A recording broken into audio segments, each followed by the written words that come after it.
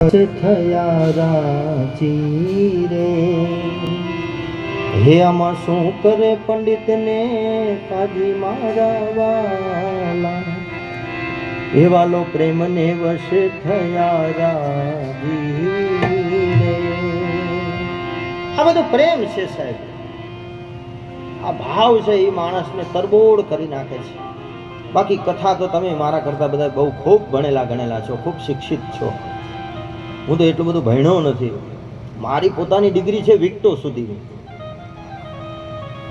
એનાથી આગળ હું ભણી શક્યો ને. અમારા ગુરુજી શીખાડતા હતા સુમુખશ્ચ એકદંતશ્ચ કપિલો ગજકર્ણક લંબોદરશ્ચ વિકટો. વિકટો શબ્દ આવ્યો અને ગુરુજી પાસે કોઈક યજમાન આવ્યા, કારણ કે બ્રાહ્મણોનો તો કામ હોય યજમાન વૃત્તિનો. કોઈ કુંડળી જોવડાવવા આવે, કોઈ મુહૂર્ત જોવડાવવા આવે, કોઈ પ્રતિષ્ઠાનું મુહૂર્ત કઢાવવા આવે, કોઈ કથાનું પૂછવા આવે, કોઈ પિતૃદોષની વિધિ હોય તો એ પૂછવા આવે.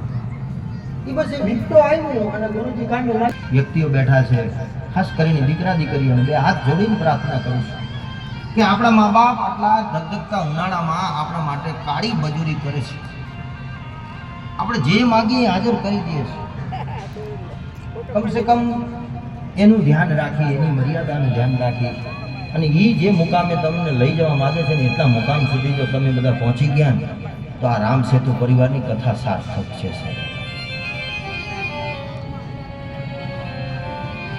પ્રહલાદજી મહારાજ ખૂબ નાની અવસ્થામાં પ્રભુનું કીર્તન કરે. આ બધા જ સમાચાર હિરણ્યકશ્યપુને મળે.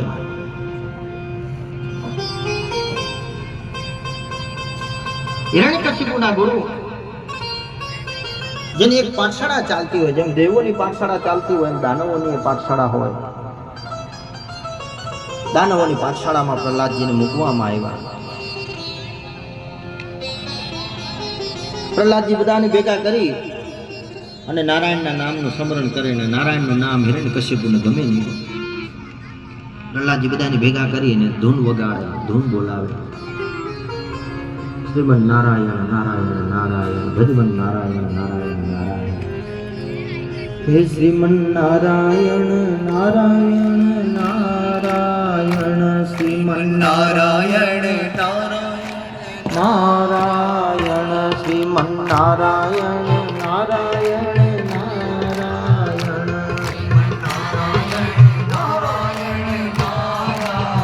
હે ભજો નારાયણ નારાયણ ભજો નારાયણ નારાયણ નારાયણ શ્રીમન નારાયણ નારાયણ નારાયણ શ્રીમન નારાયણ નારાયણ નારાયણ.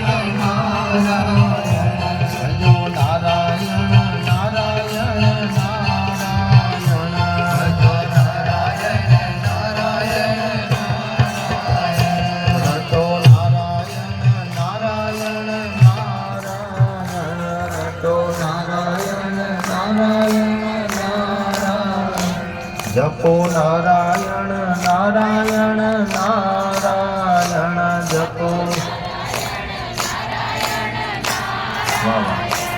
ખરેખર મને આવી ખબર હોત ને વહેલી તમે બધા આટલા સરસ મજાના સુરમાં ગાવ છો તો આમાંથી કોઈને ન બોલાવતો. મજા છે. અને અમારા સંગીતના જે મિત્રો છે ને એમને કોઈ દિવસ ખોટું નથી લાગતું. અમારા કીર્તિભાઈ છે ને આજે રમકડું કહી છે, એમને પ્રેમ છે. મંદિરાના માણીકર ખૂબ અમે હેરાન કરીએ. અમે અહીંથી કથામાંથી જાય ને એટલે ઉતારે જાય એટલે કલાક સુધી તો અમને નીંદર એને આવે, ખાવું ન ભાવે. કારણ કે આટલા બધા પબ્લિકના વચ્ચે માહોલમાં રહ્યા હોય ને બિલકુલ એકલા થઈ જાય તો પછી થોડીક વાર હેરાન કરીએ. પણ તમારા બધાનો જે ભાવ છે, તમારા બધાની જે એક સુરની જે રચના છે, અને તમે જોજો સાહેબ પીઢી હોય ને પીઢી એ લાઈનસર આવી જતી. દાણા લેવા જાય ને ખાંડ ચોખા ઇત્યાદિ એ તો લઈ આવે, પાછી બીજી બેનપણી આવે એને કહેતી જાય કે હું છે મકોડા રેઢા રખડતા હોય. એટલે એકતાનું પ્રતીક છે સાહેબ. ઘેર આપણે મૂળ કથામાં પાછા આવીએ. પ્રહલાદજી મહારાજ દૈત્યોની સ્કૂલમાં, દૈત્યોની પાઠશાળામાં નારાયણનું નામ લેવડાવે. એટલે નારાયણનું નામ તો દૈત્યોને ગમે જ નહીં, કારણ કે નારાયણ એમના વિરોધી છે. આ બધા જ સમાચાર હિરણ્યકશ્યપુને મળે.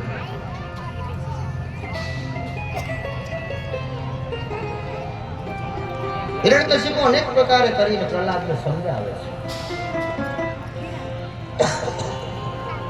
કે ભાઈ આપણે ઋષિકુળ એ મારો વિરોધી છે, તું એનું નામ લઈશ તો મને મજા નહીં આવે. કરે કંકણમ સર્વાંગે હરિચંદનમ સુલલિતમ કંઠે ચ મુક્તાવલી ગોપાશ્રી પરિવેષ્ટિતો વિજયદે ગોપાલ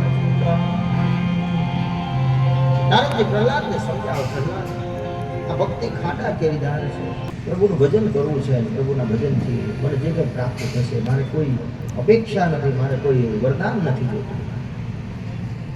આ બાજુ હિરણ્યકશિપુનો પાપાચાર વધતો જાય છે.